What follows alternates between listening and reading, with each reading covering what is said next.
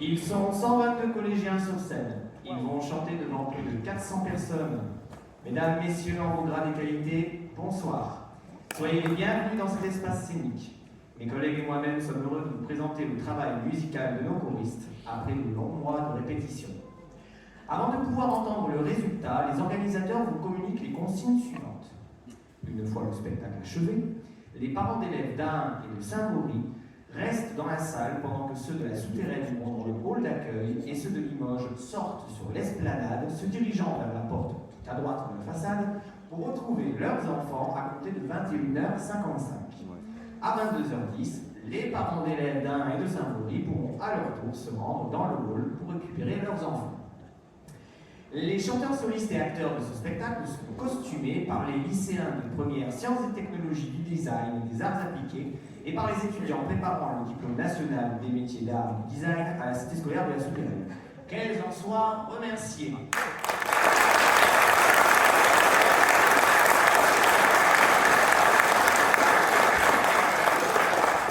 Nous leur laissons la parole quelques instants afin qu'elles vous présentent leur création que vous pourrez admirer dans quelques instants. Bonsoir à tous. Ce soir, nous avons été là pour aider les chanteuses à s'habiller et à se préparer dans ces derniers instants avant leur grand show. Ça a été un plaisir pour nous quatre, élèves du coup en première année de design textile à la cité scolaire Raymond Loewy, de confectionner des accessoires pour les costumes des solistes. Et nous remercions chaleureusement les élèves de première STD2A qui ne peuvent pas être là ce soir, mais qui ont fabriqué les masques que vous allez voir et sans qui ces costumes n'auraient pas pu prendre vie. À nous tous, nous avons tenté du mieux possible de donner une dimension supplémentaire à ce spectacle et vous emmener avec nous en pleine savane. Nous tenons aussi évidemment à remercier Madame Villary pour cette opportunité, ainsi que pour la confiance qu'elle a eue en nous. Et puis merci à vous, public, d'être ici ce soir, et bon spectacle.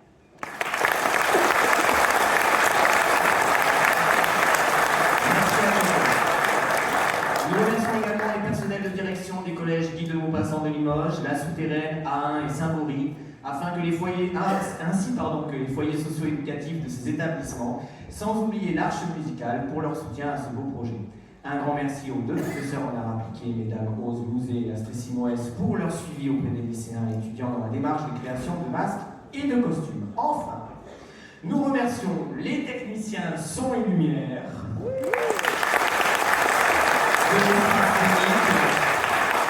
et également, vous pourrez admirer en quelques instants son travail, notre graphiste Manon Écotière, que vous pouvez également applaudir, pour la projection et le décor de scène. À présent, place au spectacle, excellente et agréable soirée à toutes et à tous.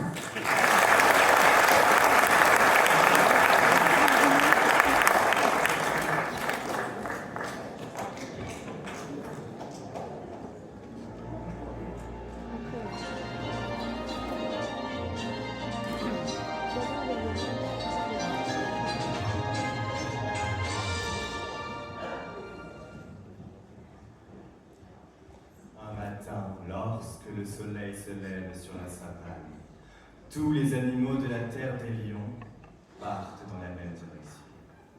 Les éléphants se mettent en marche dans la brume matinale. Les flamants roses prennent leur envol au-dessus du lac et les zèbres s'élancent au galop dans la plaine verdoyante. Le soleil embrase le rocher géant de la terre des lions, le réchauffant de ses premiers rayons. C'est là que vivent le roi Mufasa et sa douce épouse la reine Sarah. C'est là que tous les animaux se sont donné rendez-vous pour rendre hommage au premier-né du couple royal, Simba.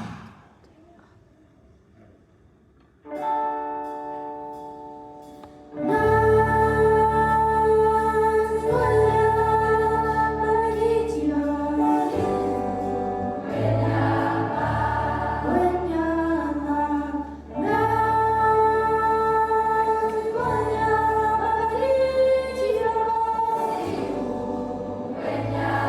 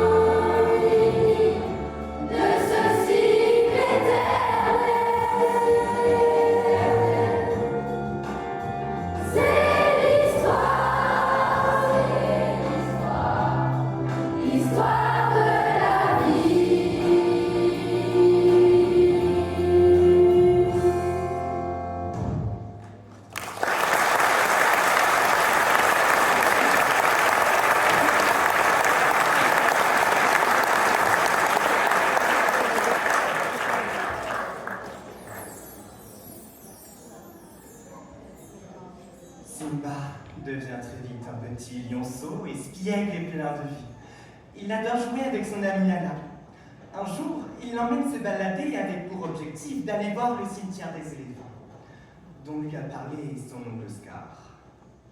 Cependant, sur un ordre de la reine Sarabi, la promenade doit s'effectuer sous la surveillance de Zazu, conseiller du roi.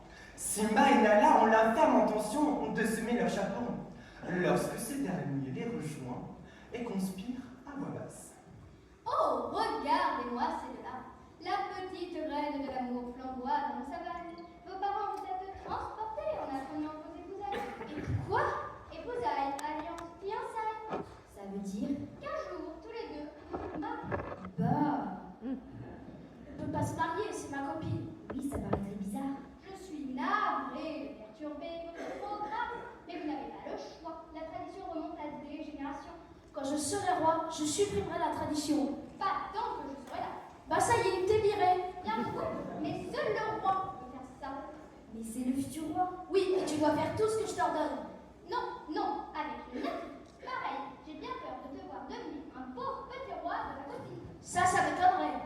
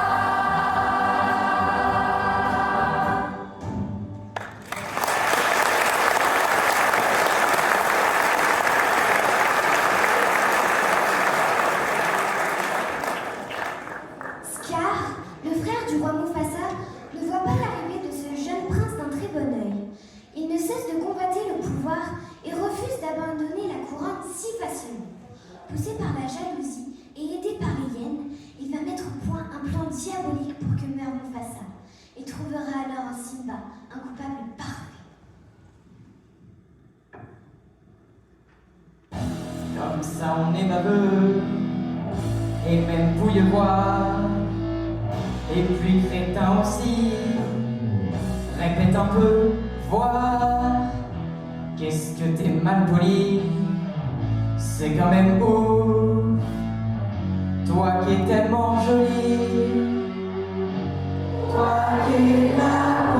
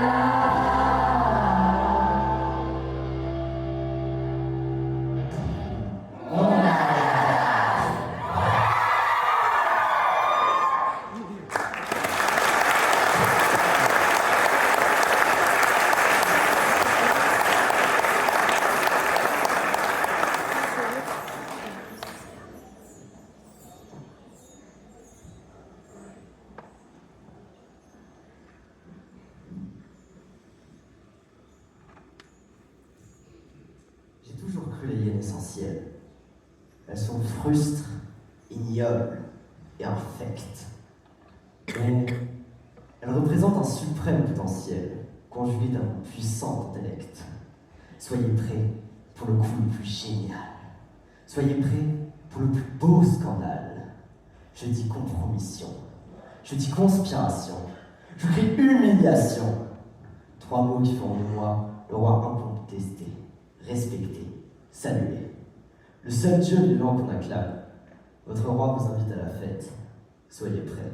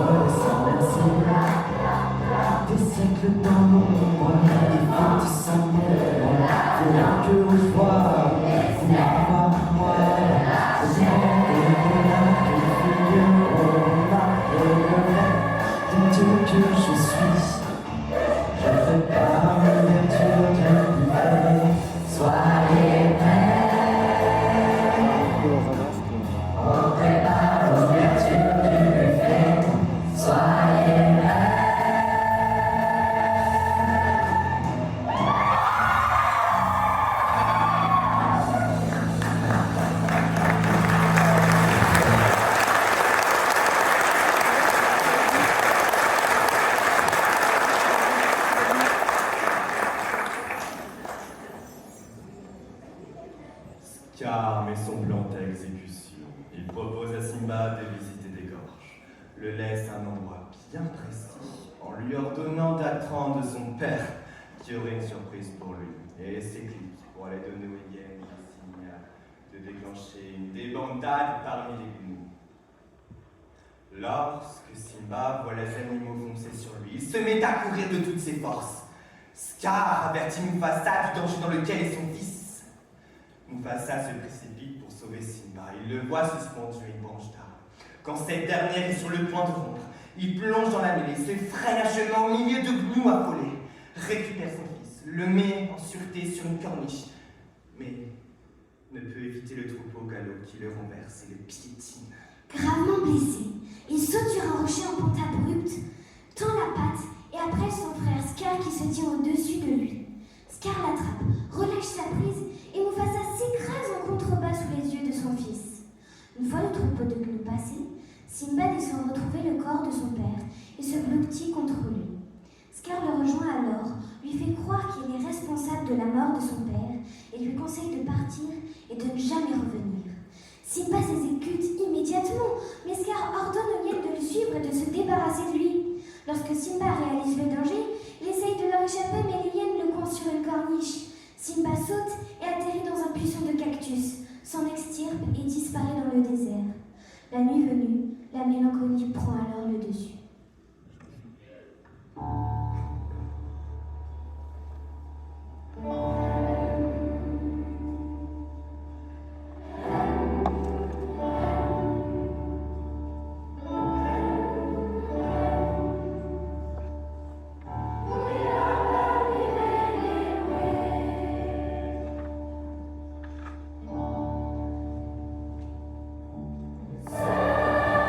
Sous un ciel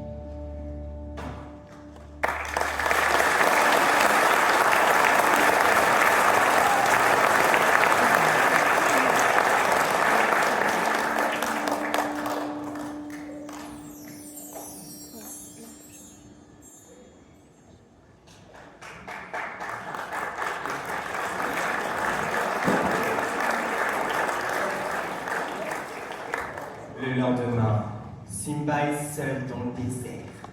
Anéanti de chaleur et de fatigue, il lutte contre une violente tempête de sable et s'évanouit de faim et de soif.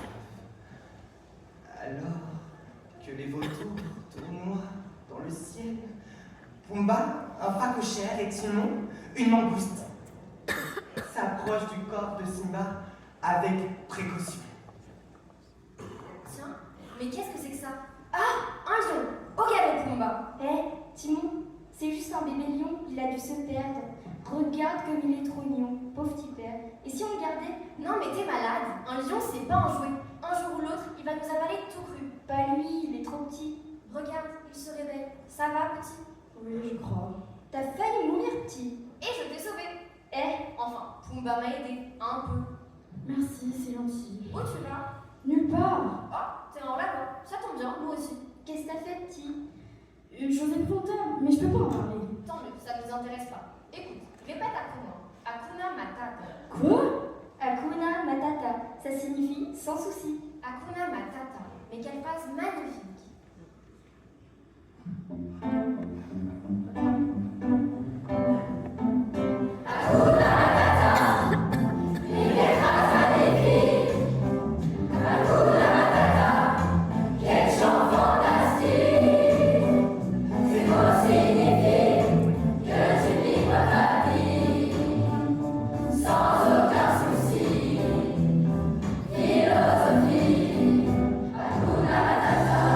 Bienvenue dans notre humble chez nous. J'ai un petit creux. Écoute bien, Simba, si tu vis avec nous, il va falloir t'adapter.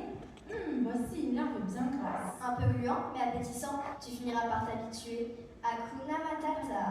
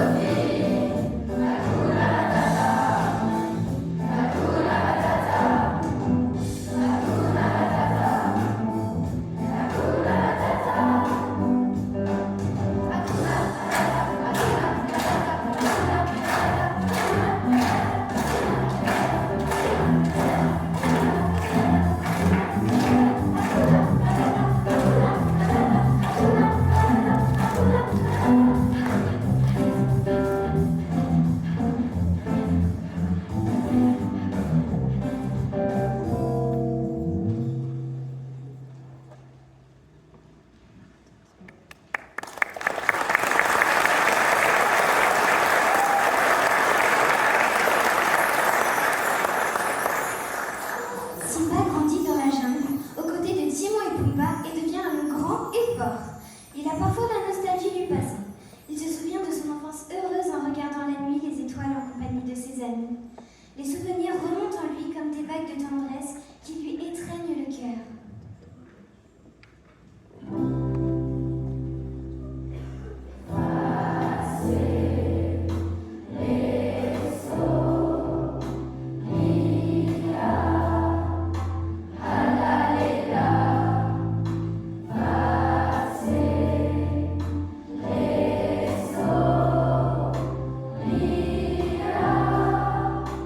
Hakuna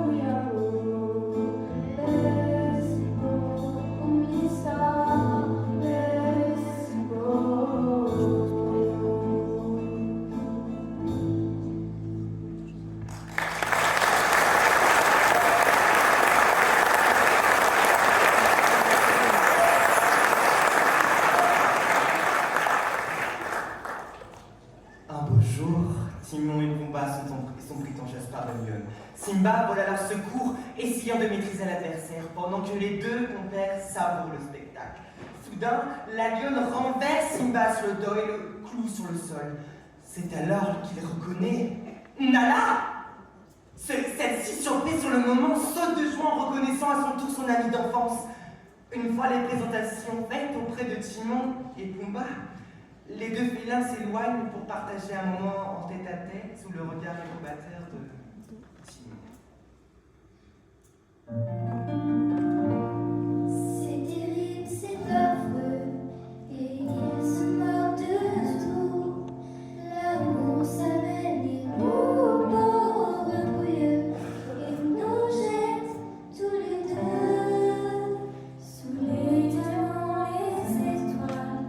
Quelle magie l'univers, mais dans cette romantique atmosphère, ça sent mauvais dans l'air.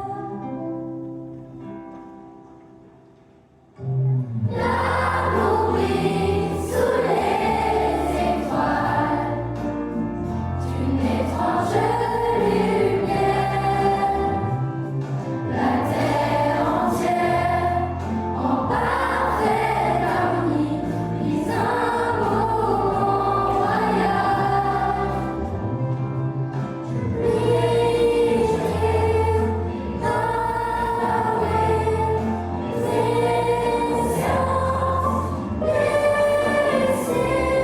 quel long secret cache derrière ton grand cœur. Moi je sais qu'il sera l'été qui règne dans mon cœur. L'amour brille sous les étoiles d'une étrange lumière. La terre entière en parfaite harmonie vit sa plus belle histoire. L'amour brille sous les étoiles, illuminant leur cœur. Sa lumière éclaire à l'infini un sublime espoir. Sans plus peur, le rêve ce soir. Dans leur folle ronde, si notre ami nous dit au revoir, nous serons seuls au monde.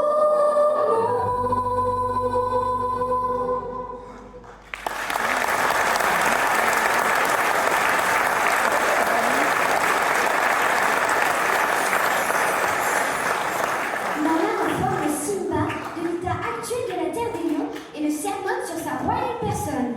Furieux, Simba sort de la jungle, refusant de croire qu'il peut défier son oncle pour reprendre sa place. C'est à ce moment que Rafiki, guidé par son intuition, apparaît. Il emmène Simba à travers les feuillages jusqu'à ce qu'ils arrivent près d'une mare. Un phénomène étrange se produit. L'eau se trouble et le reflet de Mufasa se projette dans le ciel étoilé. Ce dernier ordonne à son fils de reprendre sa place dans le cycle de la vie et de ne pas oublier qu'il est le roi.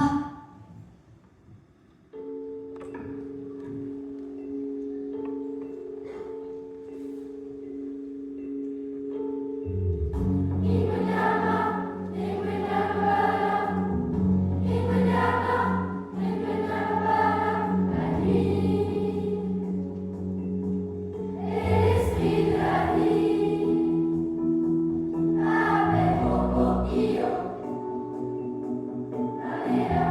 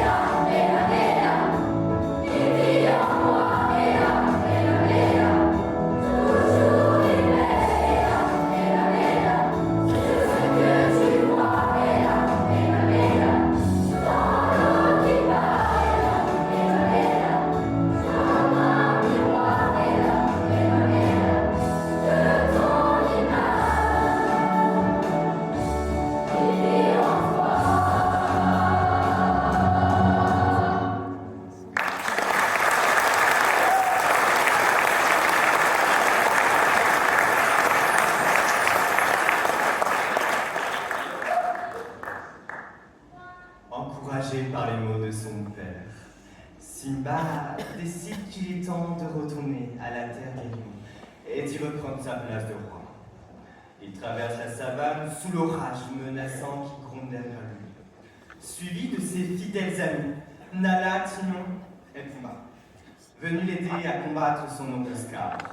Après une rude bataille avec les hyènes, il poursuit en haut du rocher des lions. Son oncle, pour un ultime combat, et l'envoie s'écraser au pied du massif au milieu d'un troupeau de hyènes qui, affamé, lui règle son compte définitivement. Nala et Sarabi s'embrassent avec bonheur devant Timon, Pumba et Zazu qui les regardent attendris. Simba, tout en boitant, escalade le rocher des lions et contemple son fief reconquis. Quelques semaines plus tard, par un beau jour, du haut de son rocher, il pose un regard ému sur Rafiki, Sarabi et Nala qui bercent une nouveau-née. Le rite sacré de la vie est une nouvelle fois sur le point de s'accomplir. Les éléphants trompettent gaiement, les flamants roses illuminent le ciel, les zèbres caracolent de bonheur. Rafiki ouvre une calebasse, y trempe le doigt et trace un signe sur le front de la jeune lionçonne. Puis, il l'emporte au bord du rocher des lions et l'élève délicatement vers le ciel afin que chacun puisse la voir.